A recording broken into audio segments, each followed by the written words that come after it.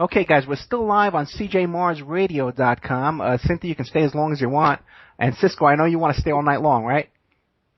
Sure, I have no problem, sir. I'll hang till my phone dies. Okay, great. Or, Okay, Cisco, would you continue with the George Herbert Walker Bush connection? Sure thing. Yes, ma'am. Okay. You mentioned the church hearings. Yes. George Herbert Walker Bush, he's one of the few men that has served as the director to both the FBI and the CIA, and he was basically the man responsible for reorganizing the CIA before the Carter administration came in. And then as vice president under Ronald Reagan, he was in charge of the FBI, basically. He was tasked with, overseeing the FBI's investigation into the Atlanta child murders. In the annals of history, in the annals of American history, when have you ever heard of a vice president looking into a major murder case? Now, one of the things with Wayne Williams is that he was not supposed to be arrested. Lewis Slayton, who was the district attorney of Fulton County, where Atlanta rests, he did not want to arrest Wayne Williams. He basically, said correctly, this is overwhelmingly circumstantial evidence. I can't arrest Wayne Williams because he's not the prime suspect in the murders. It was the enforcement. So who said that, Cisco? Lewis Slayton. Oh, okay. Okay, yes. And it was basically George Herbert Walker Bush threatening him that forced him to indict Wayne Williams. One of the things about this case, a lot of people think that, the tri-local carpet fibers are the damning evidence. The problem with that is the Williams family was a middle-class family that bought carpeting that was supplied to all consumers. That was not customized carpeting. That was not carpeting that you can find. You can only find it in the Williams household and only the Williams household. No, it was carpeting that was available to regular consumers as well as business clients, commercial, enterprises. Yeah, if these were tract homes, they probably all had the same carpeting put in by the builders. Exactly. And this leads to what I'm alluding to, that a lot of these victims were murdered in hotel, motel rooms. Cisco, this is absolutely phenomenal work, and I'm definitely going to get your book because my personal lawyer reached out to me maybe about 6 months ago and told me that he had the files in a secure spot. I won't say on the air. Right. And he just was wondering if he should do a book or not. And he has been then Alton Maddox, who is a New York attorney who has been suspended, not disbarred, but suspended, was involved in the defense of Wayne Williams, which I just learned about 2 weeks ago at an event in honor of Alton Maddox here in Atlanta, Georgia. Right. And Lynn Watley was there, and Lynn was saying that Lynn was Wayne Williams's defense attorney, and Watley said that Wayne Williams is not guilty. So,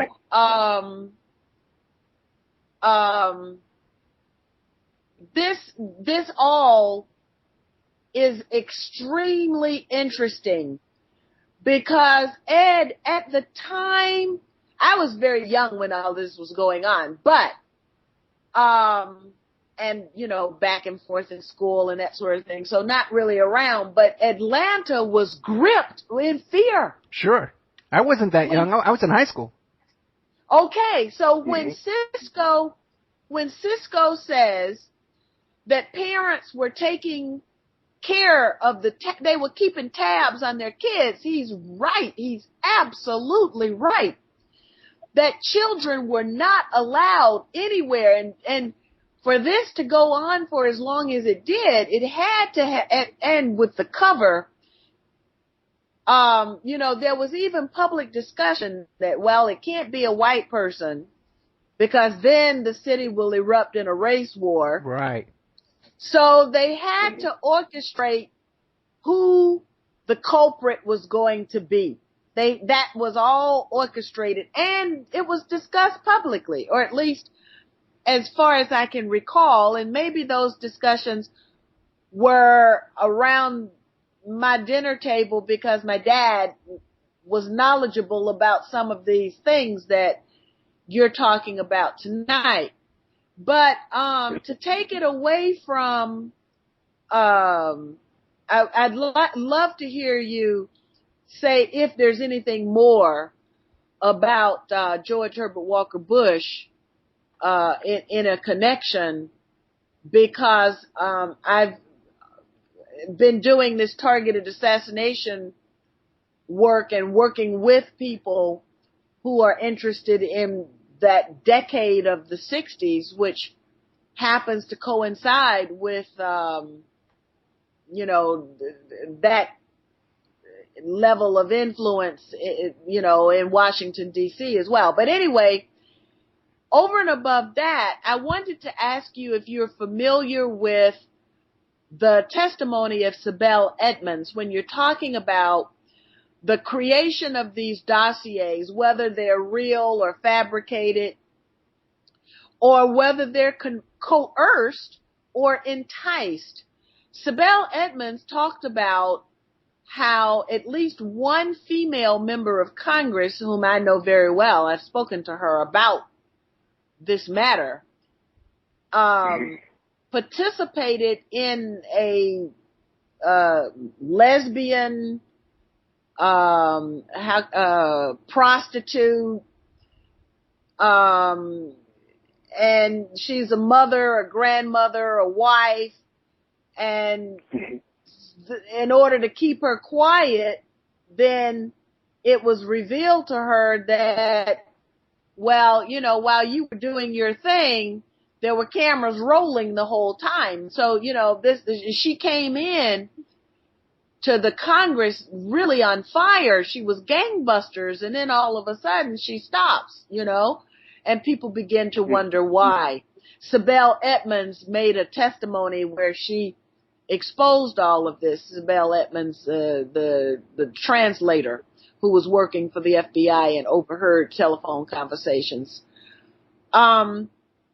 So I guess what I'm saying is, this idea of the political use of this for purposes of corruption or whatever, is certainly believable given what I've read and heard directly from the experience of Sibel Edmonds. Yes, ma'am. I will say this when you are talking about Wayne Williams, and I want to make this very clear. I want people to really, really think about this. He was doomed by and large because there was everything. There were forces in American society that were conspiring against him that were unreal. I'm just going to give you an example. I'm going to say this. These murders came at the tail end of a decade, basically an era, starting back with the Zodiac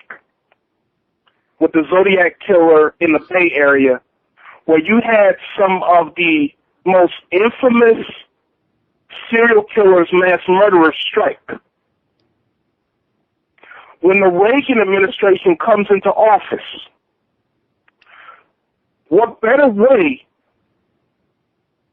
could you show that you're going to get tough on crime, and what better way are you going to show that you're going to get tough on black people in the urban cities than to corral a black serial killer? So Wayne Williams, he was doomed to play that role. You know something? On the subject of serial killers, we have a frequent guest named Dave McGowan, who wrote a book called Weird Scenes. You're familiar with Dave McGowan?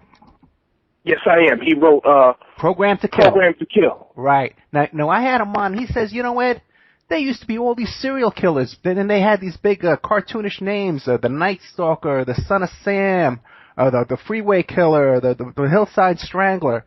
Now, where are they all now? How come this whole phenomenon of serial killers stopped? But now we have TV shows about serial killers. So they exist on TV and fantasy, but in real life, it stopped, and now we have these school shootings and these other kind of events. What is your take on that, guys? I believe that what you said, with the Process Church, I'm sorry if I mangled their name. Yeah. These guys were programmed to kill like he wrote in his book. Yeah. And one of the things about these serial killers, and I would say this going back to Jack the Ripper, it's never ever been one man. It's always been 2 to 5 participants. For you to kill someone, you have to have the right place, the right time, and you also have to have a lookout.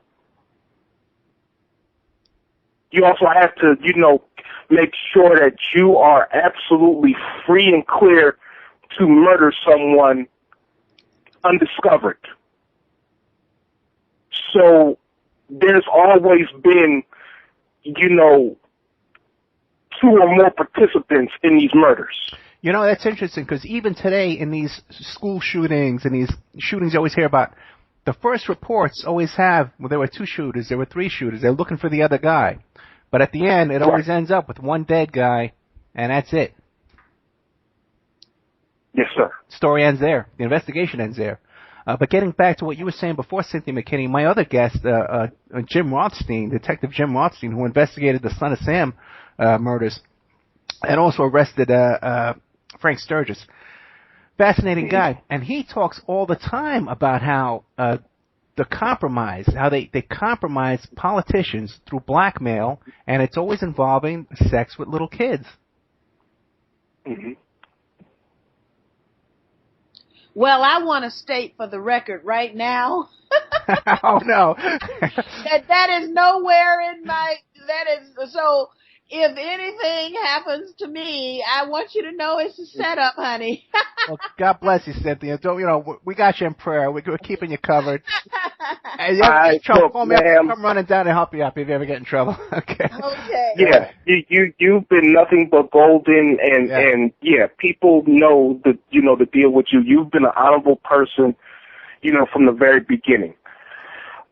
What you're talking about, like I said, sex is the greatest weapon. Because Cynthia McKinney wouldn't be talking about Hugo Chavez and things like this if she was compromised.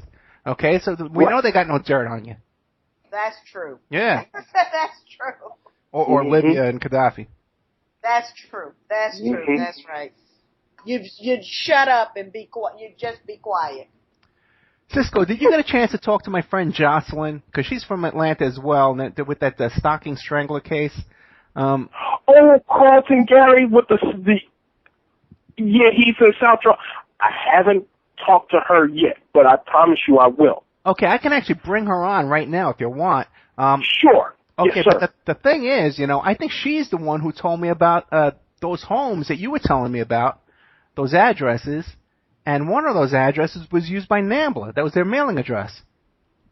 Yes, because Tom Carroll, he was a known pedophile. He was basically out and about, and if you ever see him, that was one of the things that I always wanted to see, because it's like you heard about him, and I was like, there's got to be some pictures about this guy.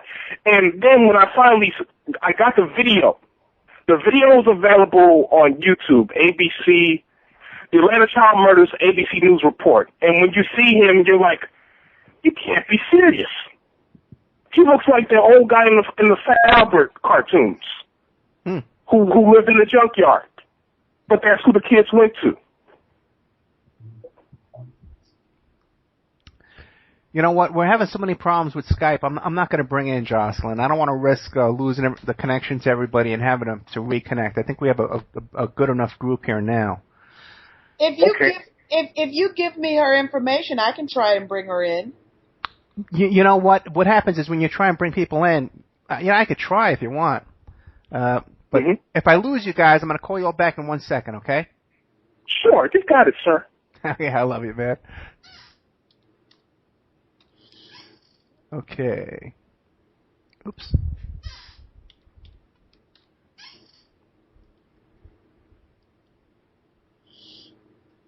Okay, add to group.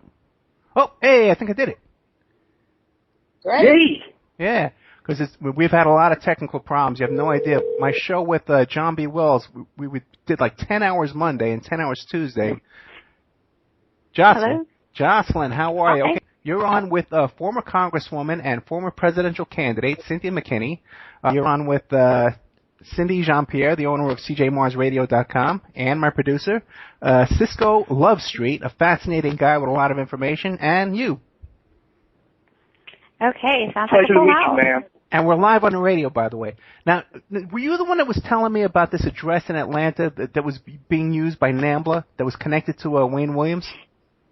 It was in San Francisco, but it had the association went both ways between San Francisco and Columbus, Georgia.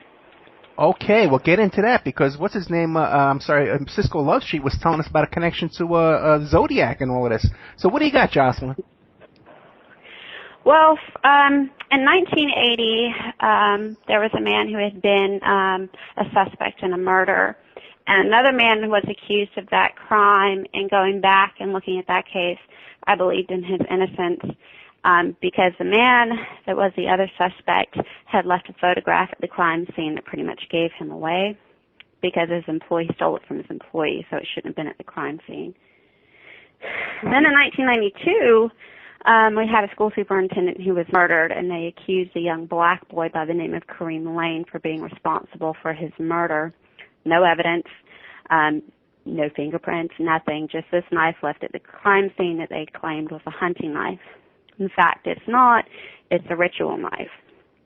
So that's when the neighbor caught my attention, which was also the other suspect in the 1980 murder. So I started looking at this man, and I find that at the time of the woman who was killed in 1980, she was killed 2 days after she complained that this man and others were bringing black boys in and out of an apartment complex that she was living in.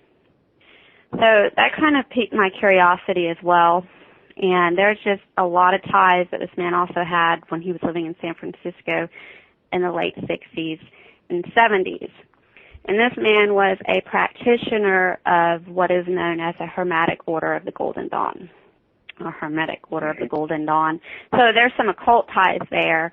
And lo and behold, I, in my research with the Atlanta child murders, discovered that the car that was purchased, the station wagon by the family of Wayne Williams, was purchased by Mr. Williams' uncle in Columbus, Georgia. It was sold as an abandoned vehicle in the historic district of Holmes. Now, this man, being my person of interest in Columbus that I was investigating, had the only home that was living in his home that was completed in the historic district at that time, and he was overseeing the project for the renovation of the 80 historical homes. So I didn't think that was a coincidence. So in my research, I found that the car had actually, I could not find who actually had owned the car, but the car came from Van Nuys, California, from a dealership there. And I thought that was interesting because who sells an abandoned vehicle at 30,000 miles? Mm-hmm. Who abandons a vehicle at 30,000 miles? I mean, back then, 30,000 miles, people didn't go out and buy new cars every couple of years. Well, did you check to see so if it had a there's a lot of salvage title? connections. No. Mm-hmm. Maybe it was in an accident. Did you check to see if it had a salvage title? Well, after 1982, you could do those things, but any car that's owned, I believe, before 1982, you're not able to really go back and have those because those documentations were not required as they are now. So we're at a loss for any documentation on the station wagon. So how does that fit in? The car dealerships, remember, pornography is a federal offense. Child pornography especially is a federal offense. You can't mail pornography in the U.S. postal system. So historically, from what I've learned, they use car dealerships to front for the pornographers. The cars themselves going across the country have been used to transfer child pornography. And drugs as well on those car carriers. Yes, sir. And you want to know something else I just found out recently? We were talking about Lawrence Williams, the guy who's staying at the Republican National Convention, involved in the Franklin cover-up. You know where he's working right now? At a car dealership. I was just looking at him. Yeah. Eddie Long worked at a car dealership, too. Who did? Eddie Long. Okay. And he... Wait. That's very important. Go ahead. So you mean the pastor, Eddie Long? Yes, ma'am. Wow. So before he became a pastor, he was a car dealer. Right. His mentor was the white minister who allegedly was contacted by the Atlanta child killer. Lawrence Park. Who? Lawrence Park, I think that was his name. He was yes. Earl Park was the pastor at the church. Yes, ma'am. Yes. So now, what's Earl Park's relationship to the Atlanta child murderers? In addition to being Eddie Long's mentor, he was contacted by the Atlanta child killer. That was his word. Oh, Earl Park said that? Yes, ma'am. Oh, wow. What, sort of like a taunting kind of contact, saying that, I'm the killer and I'm doing this, I'm doing that? Yes, because like I said, a number of the victims were murdered in DeKalb County, North DeKalb County.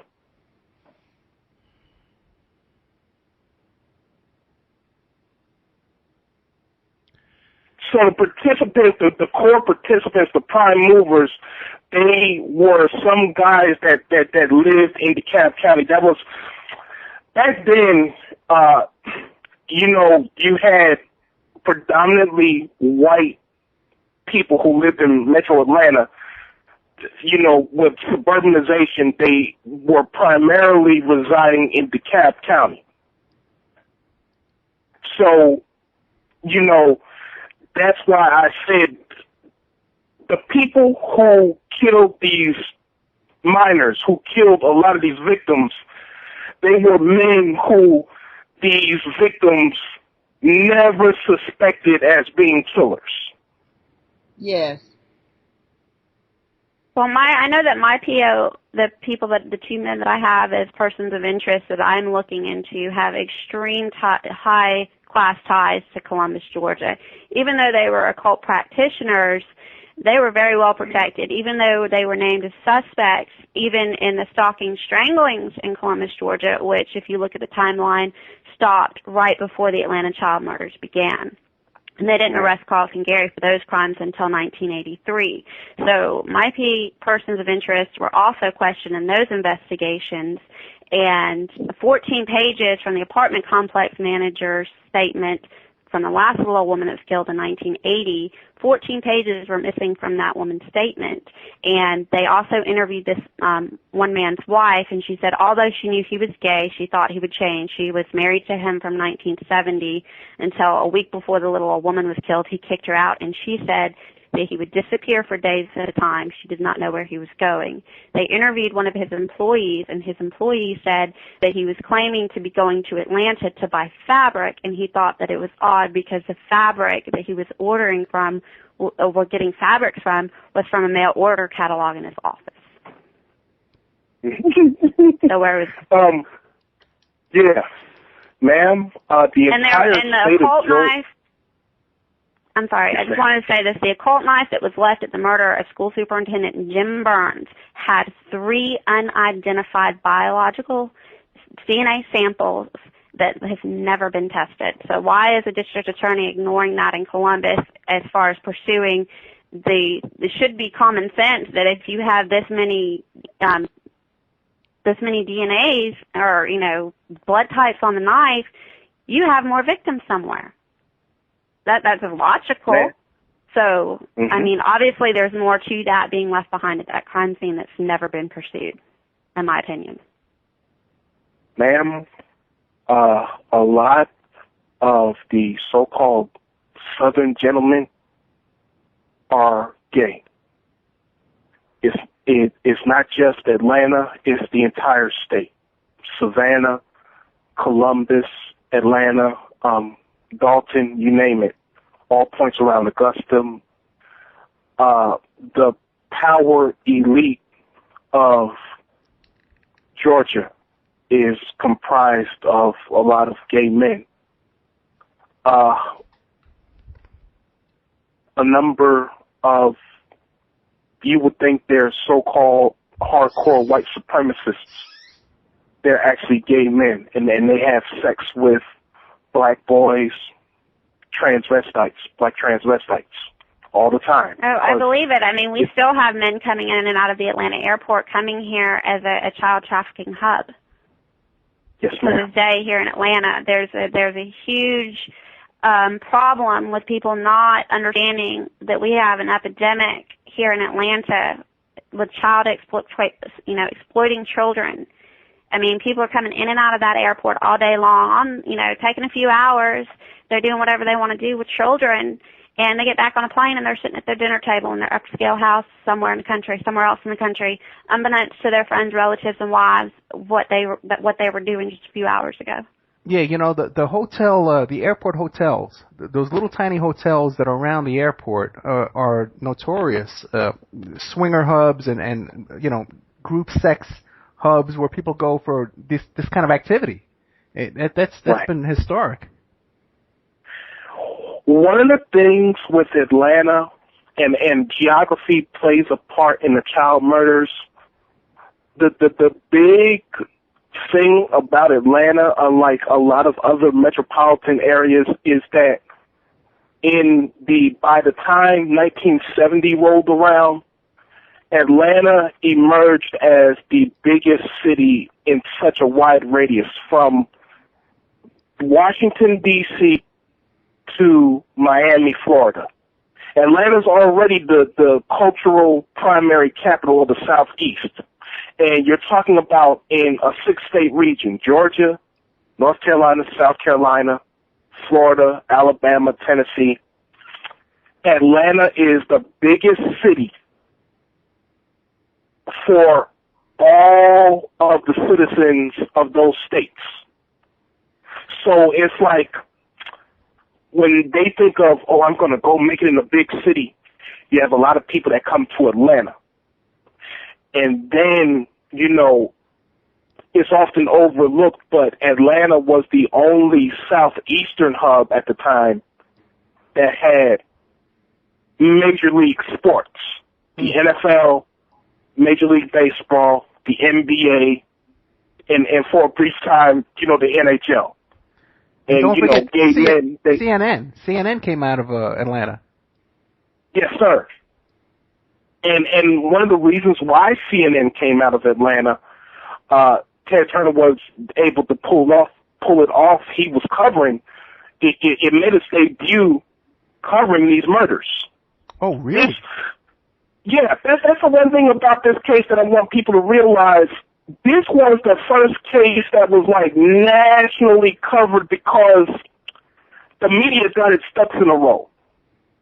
You know, when the Zodiac Killer struck, that was during like the dawning age of color television. So by 1979, 1980, you had color TV, you had, high-tech satellites in place, cable TV was emerging. You had the eyes of the world on Atlanta. And it was basically parallel to the slasher flicks, except that it was like in real life, who's going to get it? It was a true spectacle. Hey, you know what, Cisco? And then you and me were talking in chat during the week about the OJ trial, which was the creation of Court TV. Right. You know, it's the same kind of thing. This stuff has to be planned.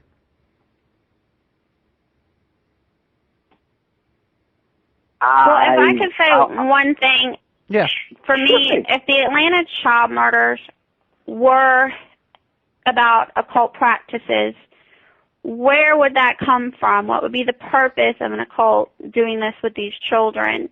And I familiarized myself with occult, in particular because of what these men in Columbus were into, which, by the way, there's some scary San Francisco stuff that was very much like Zodiac related to the point that it's frightening, is that Aleister Crowley did a lecture, and it was banned at Oxford, but he published the lecture, and only 100 copies of it went out, which I own one, and it's called The Forbidden Lecture, and it's about a baron hundreds of years ago who killed children as a sacrifice to what's known as the Triple Goddess.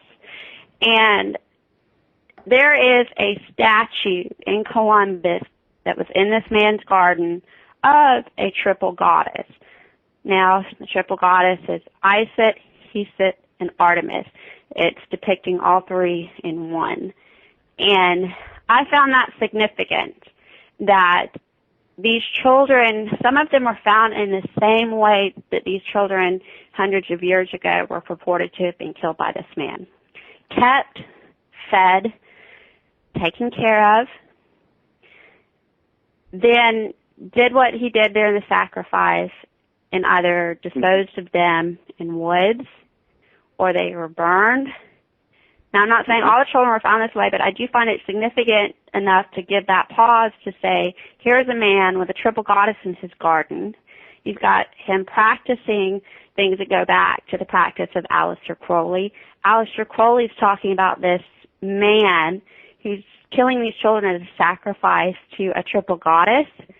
He's practicing Aleister Crowley's magic, and he's got a triple goddess in his garden. Yes, ma'am.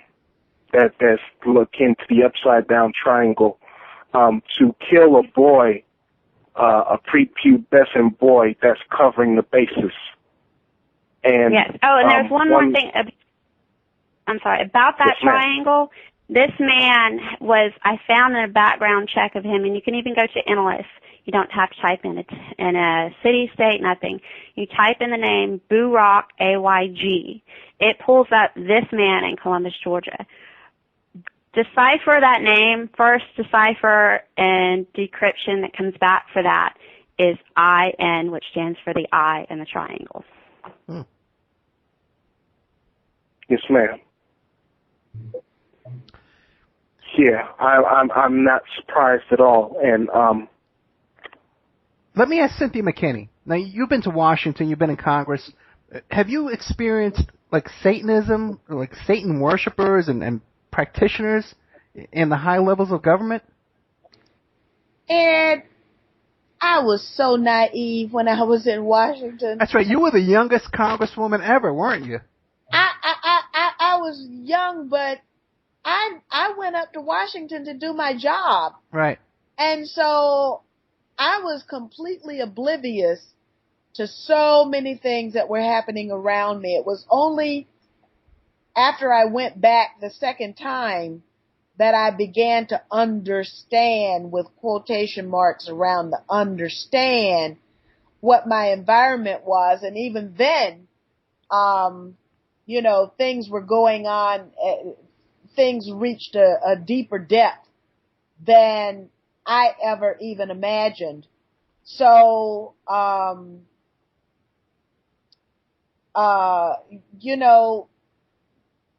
I understood that there were gambling trips. Right. Members of Congress going out of the country, members of Congress going to Las Vegas. I mean, I saw all of that stuff, but, every once in a while I would be invited by my colleagues, but they all knew that I wasn't gonna, it just wasn't, I was there to do my job. So, and it's a darn good thing that I was there to do my job rather than to fraternize with my colleagues, because once you begin that process of fraternization, that's where the co-optation, the setting up, I was clean as a whistle. Otherwise, what would have happened to me with my politics. So Yeah, you'd be advocating invading Iraq right now. Yeah. Right. In my opinion, most people who do these things do tend to be the older, white, male elite. One thing, Jocelyn, we're asking, what would motivate this murder of children and stuff like that, and this occult practice, and what do they get out of it? What I've noticed is with the Process Church, it seems to be a pattern, across the country. First in New York City, in the 70s, with the Son of Sam murders, the goal, according to Berkowitz and Maury Terry, was to create chaos and fear and confusion. And now in the Charles Manson case, with the murders in Charles Manson, his goal allegedly was to create a race war between the blacks and the whites. Again, the O.J. trial was sort of to create a race war between the blacks and the whites. And again, the Atlanta child murders, again, were kind of like that kind of thing. This kind of chaos, fear, confusion, and a race war between the blacks and whites. And if you notice, too, with Charles Manson as well, I don't know how many of you know this, but, he was in Boys Town, and he was molested at Boys Town. You guys are familiar with that, right? Yes, I am. Yes, sir. Yeah, so it's all connected. It's all. I was not familiar with it, so. When they interviewed Manson in prison, the one thing he could not stop talking about was how he was abused when he was at Boys Town. Mm-hmm. Well, we did have a chaos a group here in Columbus, which is once again my people that I'm looking into in Columbus. Not only were they practitioners of Aleister Crowley's brand of magic, but also that of Austin Osman Spare, which is like the Crowley version has, Thelema and OTO. Austin Osman Spare is chaos magic. Right. He is all about chaos magic. And they advertised themselves out in San Francisco to a P.O. box back in Columbus as Camp AO Spare. Jocelyn, you had some information about NAMBLA down in Georgia there, where the Atlanta child killings were connected? Well, I know that the founder of NAMBLA had been interviewed about and given a hard time at the time of the Atlanta child murders about associations with their group in Georgia. And I've had a chance to kind of read through the FBI files, and this man has given a lot of commentary on his opinion of the Atlanta child murders. And this guy is such a pig. But I found it interesting that he omitted that he had been living in Columbus in the early 70s, and he didn't say anything about having associations or, with Columbus. And this man that I was looking into has sent a kind of like a dark satanic almost kind of text, chaos magic, was sent to what they claimed was a wrong address in San Francisco, which, by the way, was adjacent to the theater where they believe, not for sure, but they know that the Zodiac killer was picked up on that block. There's only 2 buildings on the opposing sides of that theater, and this is where the book was sent. And that I researched the address and found that the address was to the founding person of NAMBLA. I don't know why I can't say his name. And so I go back to my person of interest, and I find out, you know, through also him being in Columbus with this same group of gay men in the early 70s, he also was living under an assumed name because apparently I didn't know this man had some family in Georgia. And so he was living at my POI's house under a different name, the name of Roger Hendren. For 2010, he was in Columbus. I have a rather naive question. With the gay community having been so small in the city of Atlanta, well, I mean, maybe it wasn't, and you guys have done the research, so you can correct my impression. But with the gay community having been so small in the city of Atlanta during this time period, I'm living in a town and I'm completely oblivious to what actually is going on and motivating politics, except that I did have an inside. So I got a chance to glimpse, but what you guys are talking about was far outside of even, you know, my glimpse. With this information and the lifestyles that you're talking about here, would all of this have been sort of common knowledge in certain circles and certain communities? Yes, ma'am. Yeah.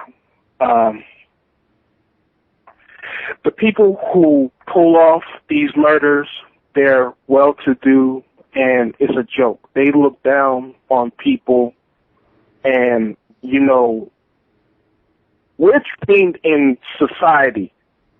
Mainstream society has been basically in the throes of this movement allegedly ran by Ayn Rand that, you know, you do what you have to do to get on top and, you know, don't care about anybody else. You just do what you have to do to get ahead.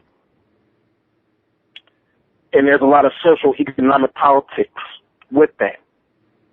And what they don't say is it is a lot of the poor people that these individuals, these characters rely on to molest, to have endless, you know, wave of victims.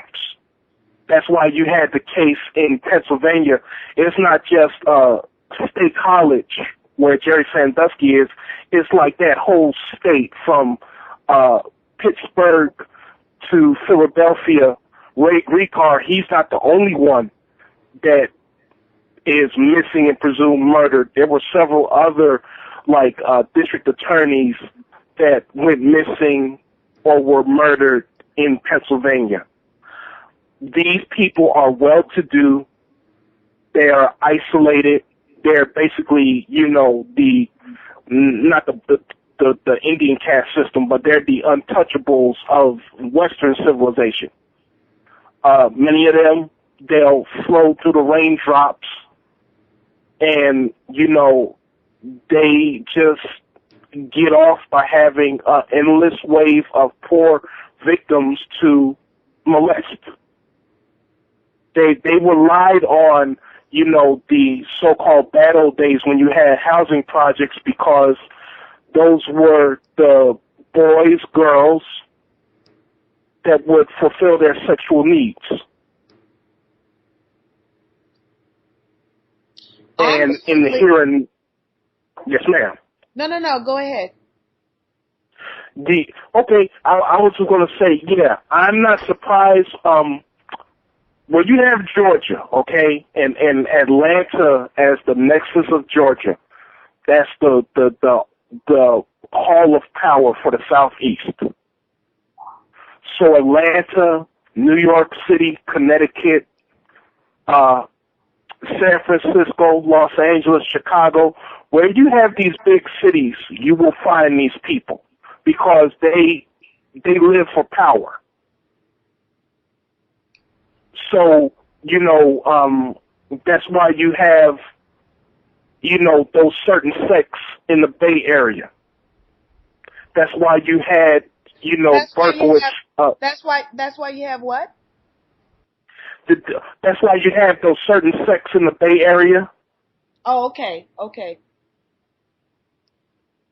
Because they live for power. And, where you have major cities or like D.C., that whole state, that whole district, the District of Columbia, has a lot of occult structures. There's a lot of that sordid activity that goes on in the capital area, from Washington to Baltimore and all around into Virginia. I think it's because these type of people are more ruthless. They're more driven to power. They're willing to do more extreme things than most of us. And then there's also that blackmail element that they get compromised early on. So it's that same group, that type of fellow, it's called fellow travelers, I guess, of perversion and Satanism that rise to power in these areas. Because when you look at a guy like Roy Radin, okay, Roy Radin, who is alleged to be the photographer, the snuff film photographer of the Son of Sam murders, lived in a giant mansion in the Hamptons, where it was notorious. I had friends that went to parties there, and it was notorious with porn stars and strippers and kids using drugs and kids there being used for sex. At that even, I was in the nightclub business in New York, in Manhattan in those days, and even my friends were outraged at the kind of activities that were going on at this mansion. But it was allowed to go on. Everyone knew. And then later on, this guy went on to connections with people like Robert Evans. He was producing the Cotton Club movie with Robert Evans, the movie producer of Godfather fame, and was killed by Larry Flint's bodyguards, shot in the head 13 times on Friday the 13th. Again, and then you have the connection to OJ, because it's alleged by Alex Constantine that these Larry Flint bodyguards were involved in coke dealing with OJ Simpson. Yeah. I'm gonna be honest with you, sir. In all honesty, what you just said and what I know, the OJ Simpson case, it was to cover up that sex ring. You have to look at it. I'm sorry? Yeah, go ahead. I'd like to hear it. Yeah, you have to look at it like this. Homosexuality was taboo 20 years ago. Right. And, sleeping with kids, that was definitely off limits, on the surface. So they killed the people who were going to blackmail them. And, my assumption is OJ and Al did something to get on their bad side, or I think that they were part of it. And you had that horse and pony show, and they knew all along that he wasn't going to get convicted. But the goal was to... OJ and who? Al Cowlings. OJ and Al Cowling. Oh, okay. Because the thing that gets me about that case, Hollywood is the same area where you had George Reeves, the man who played Superman on television back in the 50s. He died mysteriously. So it's like, number one, anything goes. And when you bring up the racial aspect of O.J. Simpson, a lot of people don't understand it was about celebrity. If you said that even Larry Bird, his ex-wife died in mysterious circumstances. People are going to take Larry Bird's side because they're more familiar with him. So it wasn't about race. The race is a front for the pedophilia that goes on beneath the surface. And that trial took up so much fanfare that a lot of people didn't realize who was killed, who else was killed, and why they were murdered. So you have a lot of these victims that are sleeping with, it's not just accountants, doctors, lawyers, it's major CEOs, major movie producers, major directors. They're sleeping with somebody that has everything to lose if it is revealed that they're a pedophile. So these guys give the word, they're taken out. And there's always a cover. Yeah, because Cisco, I know I've heard stories about OJ with young girls, okay? Mm-hmm. But you're saying there's stories about OJ with young boys as well?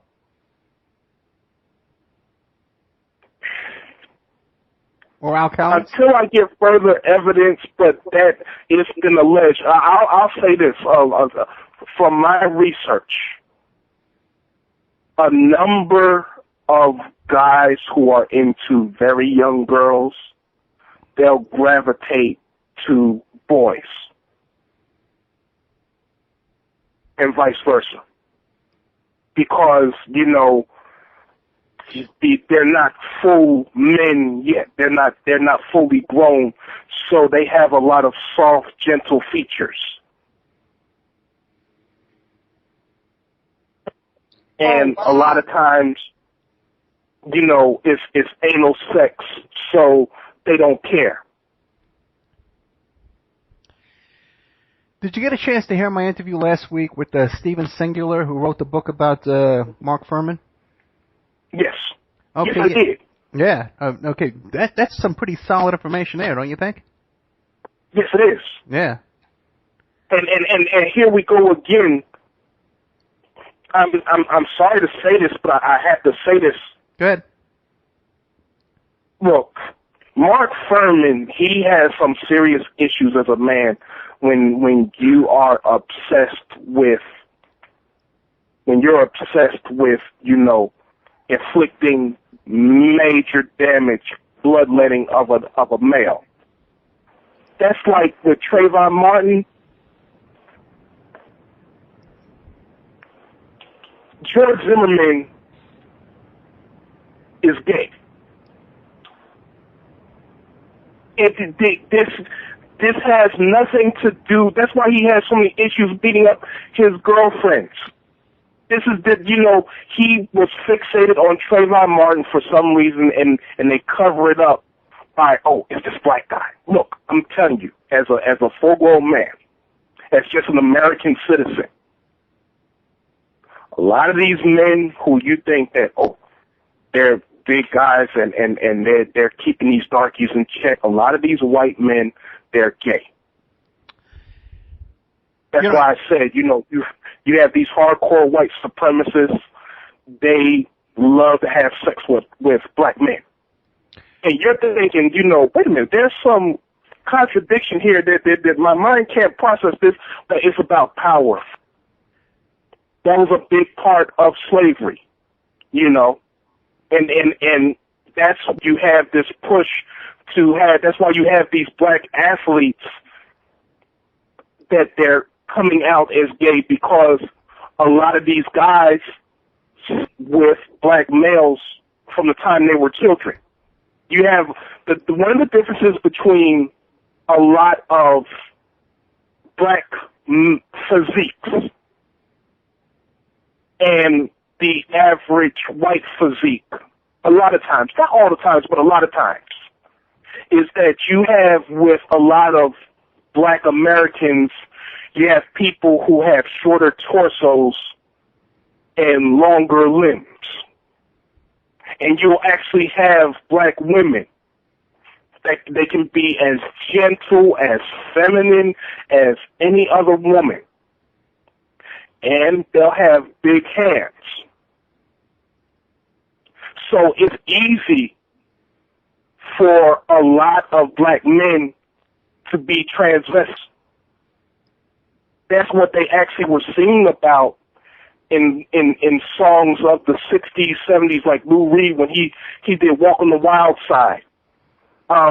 Lola. You had a lot of these white men, when they would have sex with black transvestites. Cisco, before we get too far off the subject, I just wanted to ask Jocelyn. Jocelyn, did you have any first-hand contact with Mark Fuhrman? Someone was pushing me to, and you have to remember I'm only in my 30s, so back during the O.J. Simpson trial, I followed it, but I was only like 16 years old. So I did some background research because I want what I try to do to have credibility, and I found him to be a very, very controversial figure. I was added to his Facebook page, and I felt like he was kind of all over the place a little bit. And he's a very colorful character, and I understand that he has a history of making racist remarks. So I didn't feel like he would be a good person to talk to for what it is I'm trying to accomplish. So I never reached out to him, but I do have a friend who is very acquainted with him, and he's just not my cup of tea. That's all I can say about that. No, I got you, but it's a lot more than racist remarks. You know, there was actually a psychiatric evaluation of Mark Fuhrman where he went to great depth talking about committing racist crimes and pulling over black and white couples and all kind of stuff because he had a lawsuit against the LAPD. So but my guest, Singular last week was talking about how he was contacted from sources within the LAPD regarding his investigation of the Allen Berg murder by the Order, racist white supremacist group out of Idaho, out of a small town in Idaho that Mark Fuhrman moved to after he retired from the LAPD. Yeah, very, very interesting. And I am not surprised that. Is it true that he knew Nicole Brown Simpson before she was killed? That's what they say. Yeah.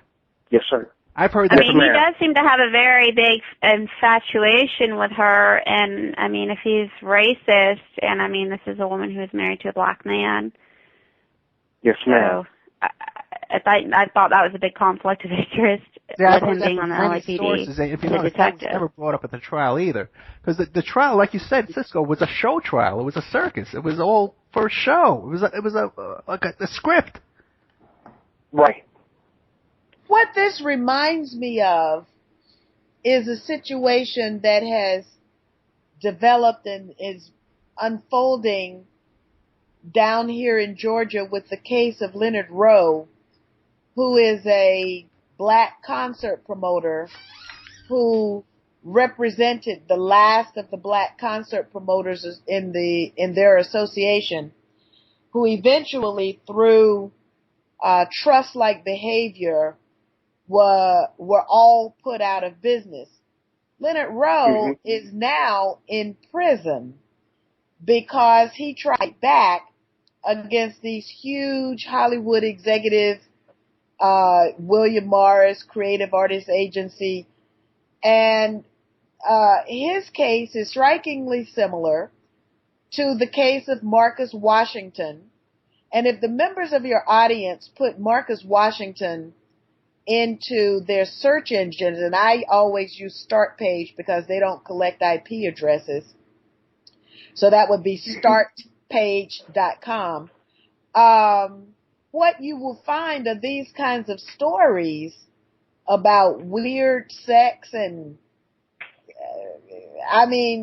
stuff that is so beyond the pale that you just, you have to roll your eyes and say, oh my God. But here you've got Marcus Washington, who worked inside William Morris, and he has these stories to tell. He's filed a lawsuit which they've shown him every trick in the book about how corrupt our system of justice is in this country when certain people are being held to account for racial discrimination. Leonard Rowe attacked them legally in the court system for violation of civil rights. I just recently branched out to another young man who approached me. He's got a problem with these people with this kind of behavior. And so what you have is power that feeds money and money that feeds power, and all of them feeding these unusual tastes. Yes, ma'am. I'm going to say this real briefly, Mr. Opperman. It may sound afar, but it is connected. I'll give you an example. Whitney Houston. Right. Whitney Houston was popular. One of the reasons why she was popular was because she's very tall, and it was easy for transvestites to, emulate her. Clive Davis, her mentor, he was at CBS Records. He was fired because he had a party where he had some underage male prostitutes. Oh, really? Yes, sir. So, that sexual element has been at the core of the music industry for decades. That was a big part of the Harlem Renaissance. Like I said, you had a lot of black people. They will make money because they were sleeping with and entertaining their gay lovers, their gay white lovers. So, this is nothing new to a lot of black Americans. This is something that has happened for quite some time. And when you're talking about these murders, it's for control. When you instill fear, you're maintaining control. And a lot of the people do it because they like to do it. It keeps people in check. It deters people from strong-arming them. It's very interesting that when Whitney Houston died in that hotel room, that they kept her body up there on Clive Davis's instruction, that they didn't remove her body from the hotel until the party was over. Right. Now that has a cult kind of ritual sacrifice all over it. And but by coincidence, I was there in downtown Hollywood the night of that death. And it was like nothing I've ever seen before. There was all kinds of fights going on the streets and all kinds of just the most bizarre, and I'm from New York and I'm from Vegas, and I've never seen anything like that before in my life. Just the fights and just the wildness going on in the streets, like chaos, and the cops weren't doing anything about it. And it just struck me as very, very odd. Well, as far as the occult goes, I mean, that would be their benefit if they believe that they draw all of this power from hurting people and then, seeing the ensuing chaos of scaring the communities. And I'm sure that if their purpose was to have all this chaos and then seeing it play out in the national media, it fed into their purpose of them believing that they were drawing all this unbelievable power for the purpose of chaos magic. That's what it is. Yes. Yes, ma'am. Yeah, and and going back to Miss McKinney, it was a lot of people that fell for the hype back in the 70s that, the South has changed and, wow, Atlanta, like I said, Atlanta was this brand new city. It literally was. If you look at the archives, they recreated downtown. Those were a lot of modern buildings. So like even the Peachtree Center project. So it was one of those things where, you know, as compared to, you know, New York City and St. Louis, cities that have fallen on harder times, east of the Mississippi, Atlanta was it. And you had people pouring into the city. Like I said, from all parts, the Northeast, the South, where they wanted to have big city living, the Midwest, you know, you wanted people that wanted a better life from the Rust Belt. And, yeah, a lot of people had no idea the power base in Atlanta was the way it is. I was informed by another individual that, yeah, the core structure of Atlanta is run from Central Atlanta Progress, and the whole goal all along was to have the black politicians there as a front to prove that this was the New South. And so, yes, ma'am, that's why you had those particular politicians in the city at that time, and even to this day, unfortunately, yes, they get their marching orders from a certain amount of people, and no, they don't look out for the community. You're a prime example of it. They never looked out for you, and yes, they are who they are.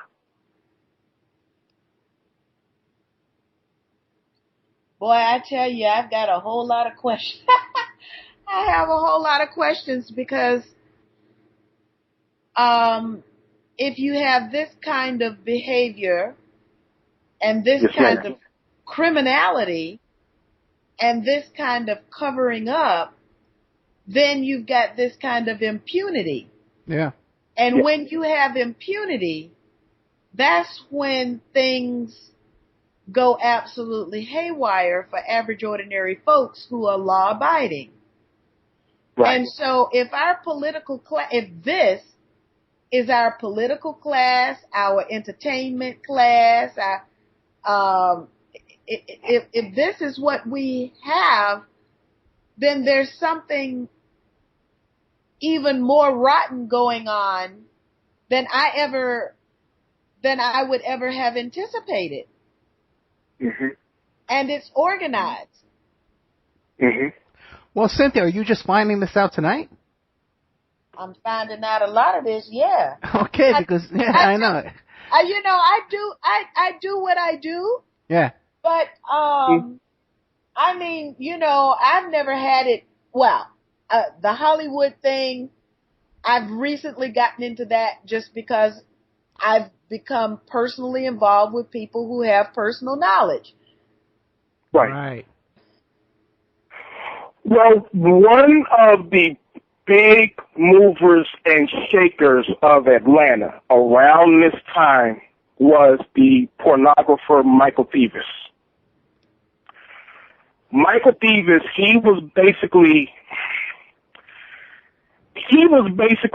making like the equivalent of $500 million circa the 60s and 70s in pornography. He ran his empire with an iron grip. He also was a movie producer. He was a music producer. Ripple, their song was sampled by Kid and Play. He, on his record label, Lolita Holloway, and some other acts, he did the film Poor Pretty Eddie with Leslie Uggams. Michael Davis, he was a major mover and shaker to the point where had Ted Turner not stepped up, he was going to purchase the Atlanta Braves. And his downfall was basically because he was a mad dog. You're talking about a guy who, he was mad that Roger Dean Underhill, his right-hand guy, turned state's evidence against him. Underhill, under the orders of Davis, had destroyed the warehouse of a competitor. Davis literally broke out of prison he put out a contract on Roger Dean Underhill and collected his own contract. He killed Underhill and another gentleman. His name escapes me, but it was an Italian-American fellow who was a grocer. And he murdered them at the house that Underhill was supposed to sell around North Atlanta. And that's what led to Davis's ultimate downfall. But yeah, he was the major power broker of Atlanta. Because like I said, Atlanta was the pre-Miami of the South. Before Florida really was built up, before Disney World became an institution, Atlanta was it when it came to the southeastern sector. And he, with the money that he got from his pornographic empire, he had so much money, he was laundering the money. He was basically giving it away. So he had his hands in the media. He had his hands in a lot of the industries, banking, you name it, that made Atlanta what it is today. And so there's a... Whatever happened to Thieves? He was, after he killed Underhill and the other gentleman, he was basically incarcerated for the rest of his life. The last time I checked, he's in that super prison, I think it's Stillwater, Minnesota. Because I actually tried to interview him. I think he's got to be 80 now. But like I said, if you see Sharky's Machine, the movie with Burt Reynolds? Yes, sir. Okay. Sharky's Machine is the story of a major pornographer, sex trafficker, who is the shadow mover and shaker in Atlanta. Oh, really? Okay.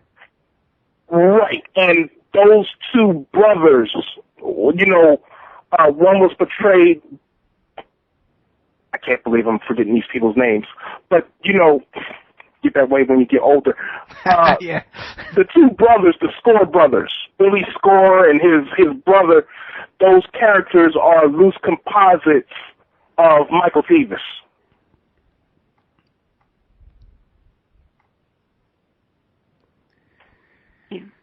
Yeah, they seem to do that a lot as well, is to take these true life stories and then fictionalize them and put them right in your face, you know? Right. And I thought it was interesting, you know, you were talking about how the pornographers, that movie about the McMartin preschool case. Yes, sir. Was written, the one that starred James Woods and was produced by Oliver Stone, was written by two child pornographers. Yes, sir. Who had connections to that false memory syndrome organization. And I've been trying to get a guest to come on to give the correct side of the McMartin preschool, and there's no book written about it. There's nothing out there, no really good guests who can come out and talk about that anymore. Uh-huh. And Jackie Maguli, my one contact with that story, who was one of the mothers of the children who was molested in that case, who paid for that tunnel, the archaeologist tunnel report. She seems to be has passed away, and no one can find her. Oh, no. Yeah. Because the McMartin, that was in Southern California, right? In Los Angeles. Yeah. Yeah, that's a look. Like I said earlier, that's a haven for these people. They're in. Like I said, if these people were to be revealed, it would be the people that you least expect that are idolized the most. They have everything to lose if they're uncovered. We have tunnels that run throughout the historic district and the downtown district of Columbus, and I can find no reference to it, but they exist. I've been in them. Yes, ma'am. When they've been doing construction downtown, there's been a couple of times that they've been renovating bars that they'll find like a covered up hidden place that's been bricked up, and look yes, at ma'am. This hidden room that's entering this tunnel system. And of course, it dates back to the Civil War, but there has to be people that are still where these tunnel systems exist. Well, there's tunnel systems underneath the Presidio military base in San Francisco as well that George Lucas just purchased. And there's all kind of tunnel systems under there. And, that's the home of the base of Colonel Michael Aquino, the founder of the Temple of Set, the first satanic chaplain in the U.S. military, that he wrote the chaplain's manual that every other religion, the Baptists, the Christians, the Muslims, the Jews, everyone has to follow his handbook of how to be a chaplain in the U.S. military. Yeah, and what's shocking is that no one's talking about this tunnel system at the Presidio base in relation to any, the Zodiac murders. No one's even said anything about the fact that these tunnel systems are known to exist and that the person who was running the Temple of Set was familiar with them. Yeah, right. Because they use the temples; those are their safe havens. You've had a lot of people in the military. They even had a documentary. When I was doing my research, I was like, I was just casually looking at TV, and they had a documentary on how the Navy around the 1800s, they were literally, to keep the sailors happy, they would pay boys to have sex with some of the sailors. Mm-hmm. That's why boarding houses are so popular. Yeah. Right. So,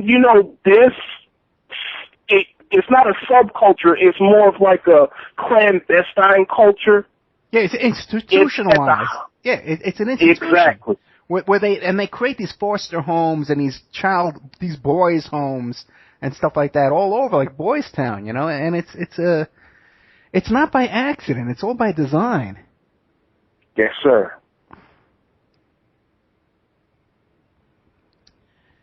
And, like I said, when these cases come up and they're buried, it's because the people want them to be buried. Just like what happened with the Franklin cover-up and, the stuff that flared up around Omaha.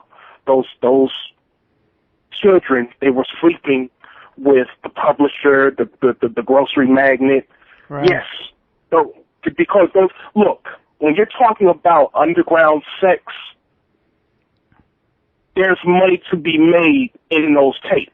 When you have pornography, okay? Heterosexual pornography, you really don't have to pay for that. So a lot of the pornography is of a homosexual nature.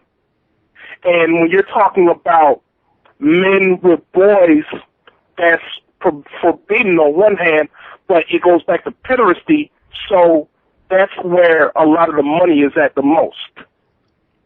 And they were paying these gentlemen, money to have pictures and even to hook up with the kids, because that was another issue.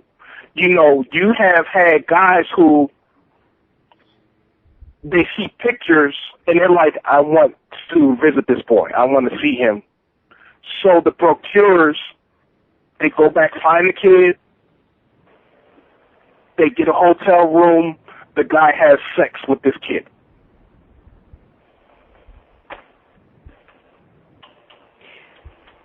Did anyone read the interview a few months ago? I believe it was published with either a news organization or Atlanta Journal-Constitution. They were interviewing a pimp.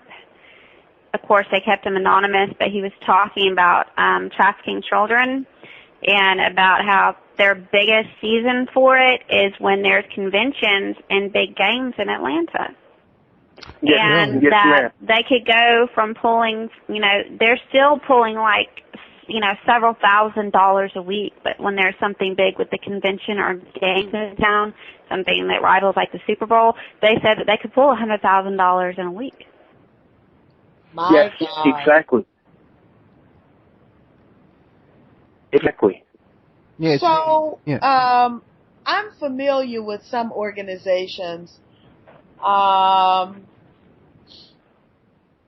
just happened to be in London at the Parliament when the age of consent was being debated and they lowered it. Mm-hmm. Do you foresee, I mean, with the gay rights movement, do you see this situation getting worse, or do you see it getting better because now you've at least taken some of the clandestine nature out of it? Can I answer that? No, wait, can I make one point first? Is that, did you know that the age of consent in Vatican City is 12 years old? Did you guys know that? I did not know that. I'm not surprised. No, I heard it before. I'm not surprised, but I'm telling you, Miss McKinney, that was always part of this movement. The whole goal is to basically legalize having sex with kids. You know, of course, not every homosexual sleeps with underage, sleeps with minors.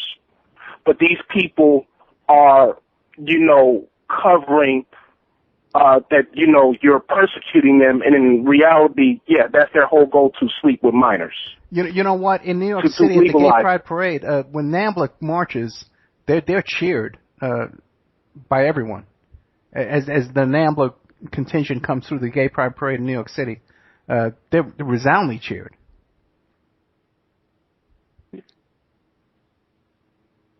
Well, in regards to thinking that if it would get better or worse, my belief is that people, if they're good people to their core, regardless of their sexuality, they're going to be good people. People who have sick and sadistic thoughts, especially with victimizing children, I think it's going to always be about the same. These people are always going to exist. And, if you look at, I can't remember who said that. It was like a very famous, very well-known, not necessarily famous, I should say infamous, person who, I can't remember, maybe it was a serial killer. And he said that the most important asset a person has when it comes to victimizing children is their identity that allows them to gain the trust of their community. And children, they put themselves in a position where they can't be questioned, and yet it gives them the access to abuse children. Mm-hmm. So what you're saying is that parents have a responsibility to parent, that the educational system has a responsibility to educate. The spiritual community has a responsibility to foster community. And I guess that each one of us has a responsibility to live a good, upstanding, moral life and to treat others with awareness and dignity, because otherwise this has been allowed to happen. And then these people gain political power because we've been asleep at the wheel. Yes, ma'am. Yes. Yeah, there's such programming and conditioning that goes on from early childhood with the cartoons and and this whole Disney TV programming, with the. It's fascinating that every kid who comes out of this Disney, these childhood Disney actors all wind up total disasters. And that can't be any accident either. Sir, it's because a lot of them are molested. Look, sure. You have a lot of people in animation and in the comic book industry that are molesters. I'm going to give you an example. There was a reason back in the Silver Age of comics from the 50s to the 80s why the mafia was never mentioned, and it's because the criminal underworld provided the press, the printing press for the comics. DC Comics was run by Kinney Business Services. It was owned by Kinney Business Services. Kinney Business Services was basically a mob front. The man who who ultimately led Kinney Business Service. He's the architect of the modern-day Time Warner. He was a mobster. The mob made its money by trafficking in child pornography. So that's why you have these children who are TV stars. You know, a lot of them, they slept with so many adults, and they've been so hurt. That's why they're burnt out, and, you know, a lot of them are scornful of life when they get older. Mm.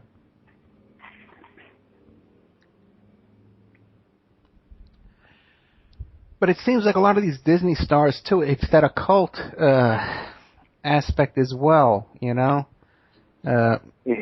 That's over them as well. And even in these cartoons you see these days, there's actually a cartoon the entire thing takes place in underground caves with fire, and there's a demon, you know, and that's the whole cartoon is in hell, you know? And it's just that we allow this to go on, that our children to be subject. No one's paying attention, you know, and or people just think it's not important, or it doesn't really matter. But so let me ask you something about popular culture now, because I've been very involved with the transformation of hip hop from a medium of communication of young, marginalized, alienated kids who were communicating their despair, their oppression. They were communicating that to each other and to anyone who was older than them that bothered to care enough to listen. And yes, ma'am. From that beginning of assertion of identity, the defiance, demanding respect, warning folk, don't believe the hype, don't believe what you're being told, and pride, we turn from that kind of a message to the kind of, you know, just trash that's being put out now, and now it's even worse than trash. And of course, this is not controlled at all in any way, shape, or form by the black community, although you have many black collaborators, some of whom remain in the gutter and others who are lifted up. And so, you think about the transformation of a genre, and then you can think about the transformation of individuals. For example, you've seen Miley Cyrus go from this angelic type to and there's not even a word for it. She's in her own category right now. Bless her heart. But she's not alone, because you get these shows, which of course I don't really look at television, and I see the furor after the fact, but you get these shows like what Nicki Minaj did, and I think they say even Beyonce did one, and from just the limited information that I have from the Marcus Washington experience about what happens with these Hollywood execs and what kind of people they are and what they force the celebrities to do. And the celebrities become celebrities because they're willing to do these things. Yeah. So the whole culture, popular culture that is becoming that way. So now how do we assert our right to have a culture that is uplifting and positive? Take an active hand, and just remember, even though something appears to have been started from youths, you have a lot of adults that are in the background. For example, you had a lot of hip-hop that was co-opted early on in the 90s by a lot of the gay community, because a lot of the kids, because they were gay, they were kicked out of the house, or they were like just impoverished youths. And so you would have a lot of the older gay men take in these kids. And, you know, that's how house started. House music, some of early hip-hop, it was gay from the start. You have this gay subculture in the prisons. Look, if you go to prison, to jail, 1 time, 2 times, you know, as a man, it's understandable. But when you go to prison several times, and that's a sign you really like to be with other men. But they'll twist it and say that, oh, I'm tough. I'm a renegade. A lot of these men are less than men. And it's not because they're gay, it's because they don't respect manhood.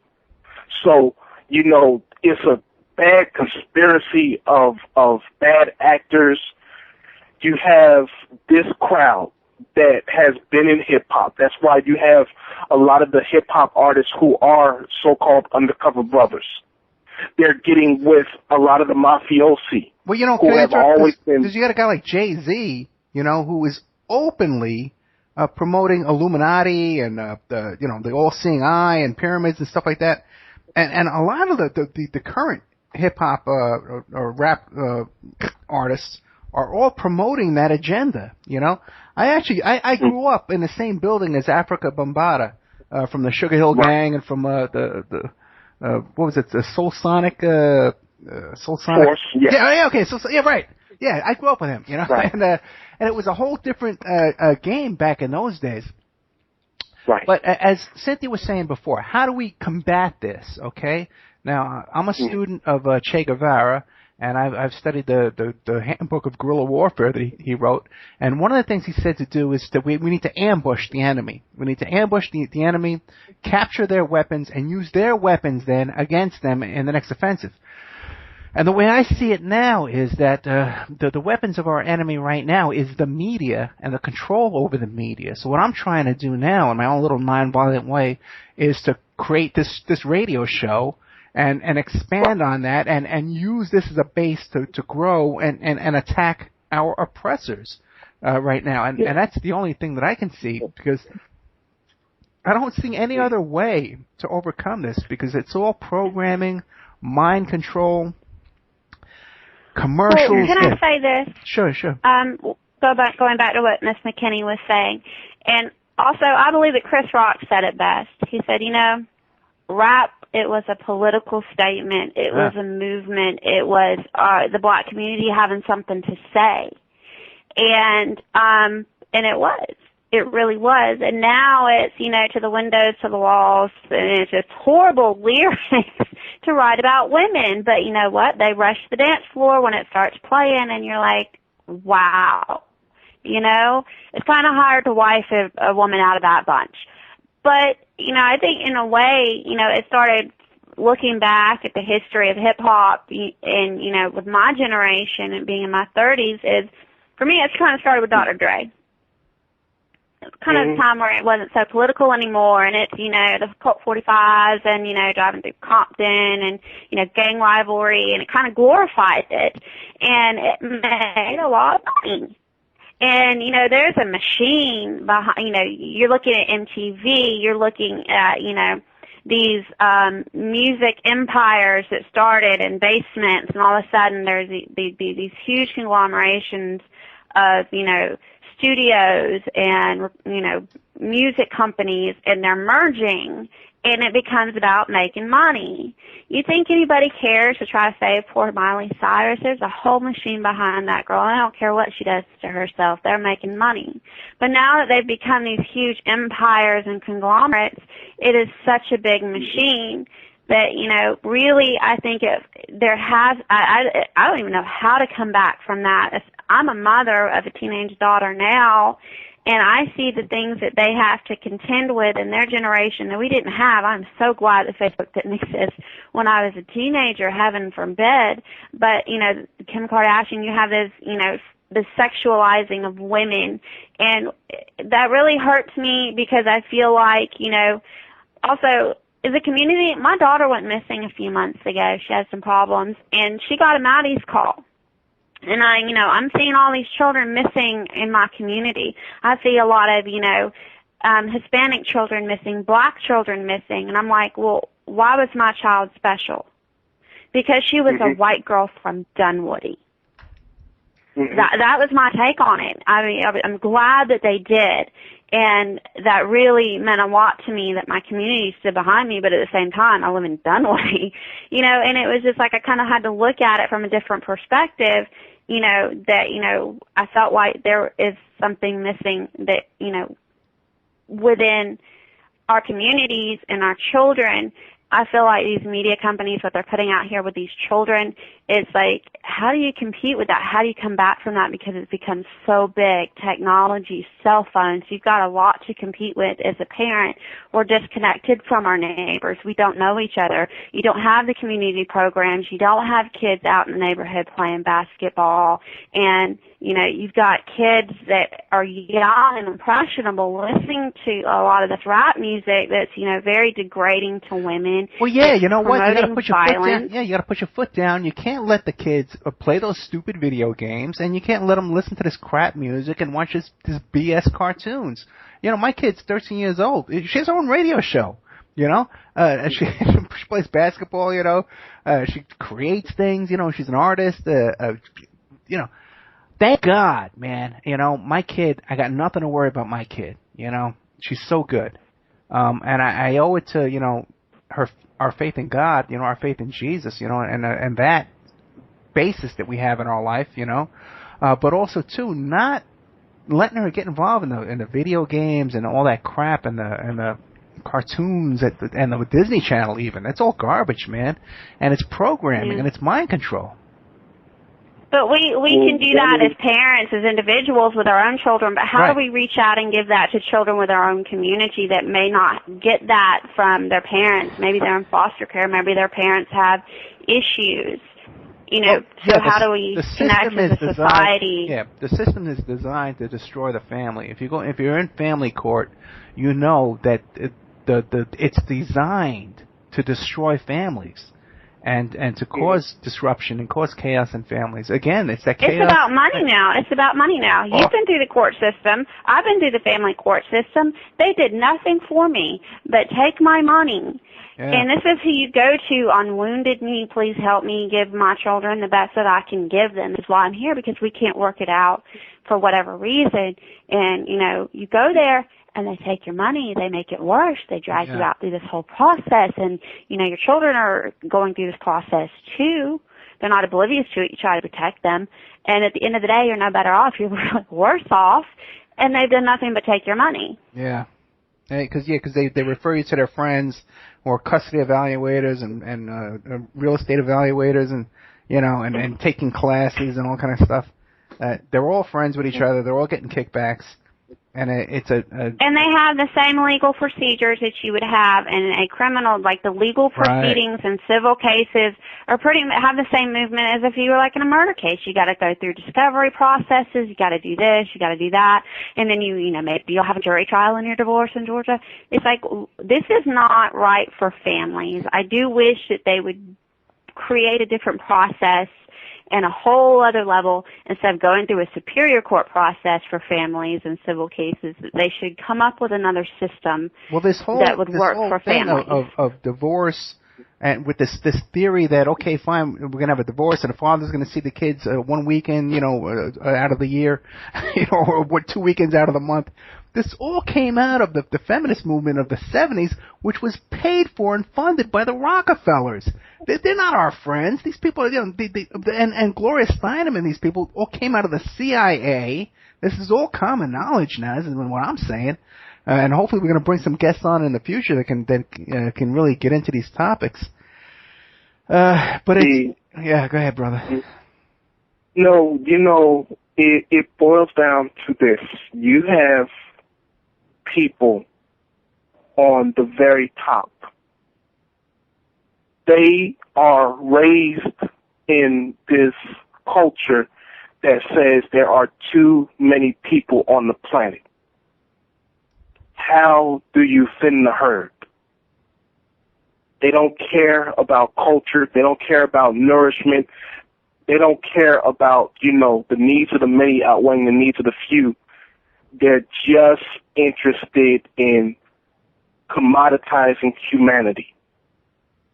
So that's why, when you look at, like, hip-hop, for example, they basically take something that is beautiful, just like what they do with kids, and they debase it. They commoditize it. That's exactly what a pedophile does, a pederast. He is taking a child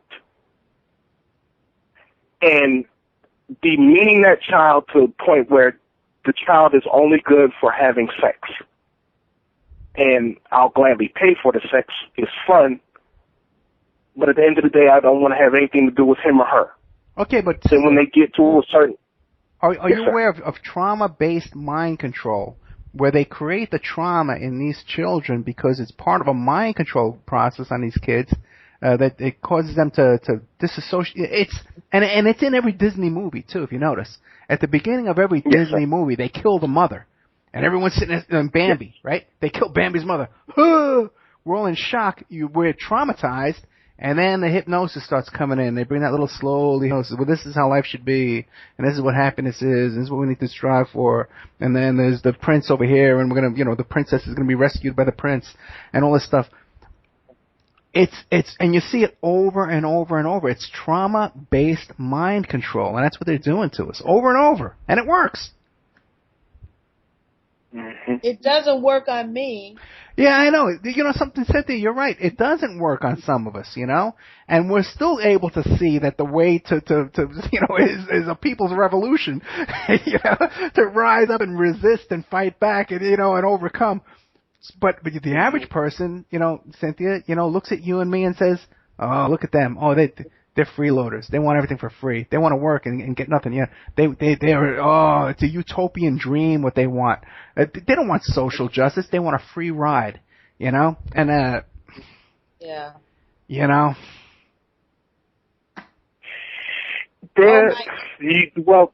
I'm sorry.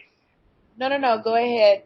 As I didn't realize it was so late, but this has been amazing. Cynthia, I love you, man, and I can't thank you enough. This is my favorite show I've ever done.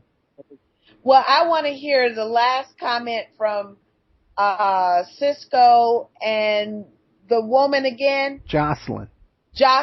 And Cisco, say the name of your book again. Say your full name, the name of your book. Jocelyn, if you have any articles or website or something, say that as well before I sign off. Okay. Well, right now I'm just putting all my research together. It's mostly just to share with law enforcement, but I do plan on writing a book, so I haven't really worked on a title yet. I guess that'll come to me as time goes on. Yeah, Jocelyn wants to get convictions. She wants to arrest people. She wants to preserve evidence. That's beautiful. Yeah, I know. God bless her, man. That's beautiful. Yeah, it really is. Yes, ma'am. And the name of my book is Yesterday's Shame, the Atlanta Child Murders. And I really have to thank a friend of mine, Tracy Gilmore. She really, really helped me finish it. But yeah, it's about caring. We have a society, like I said, the roots were set in the 50s that, you have to get yours and don't care about other people. And then when you care, you have some politicians that say, oh, you're a socialist, i.e. you're a communist. That was the root of a lot of the evil, because the people that were behind the politicians back then, they're the monsters that we have to contend with now. Yes. Amen. Okay, I want to thank my guest, Cynthia McKinney, who is a national treasure. I want to thank Cisco Love Street, his book, Yesterday's Shame, Atlanta Child Murders, and Jocelyn, I know, likes to keep kind of anonymous. Okay. I want to thank my sponsors, Pacific West Bamboo, 503-839-8126. Check out her page on Facebook, Pacific West Bamboo. A remarkable woman who is helps out my guys like Keith Davis, man, who's a real street fighter and a real guy. He's out, and you know, Cisco, you'd love him, man, because he's out there on the streets. He confronts pedophiles in the street, okay, and he's not afraid to get arrested. He gets his ass kicked. He's not afraid. And Amanda over there, Pacific West Bamboos, really took care of this guy. And my other sponsor is Mike Gray from Infinity Home Plans, another good brother out there helping us. This is my favorite show.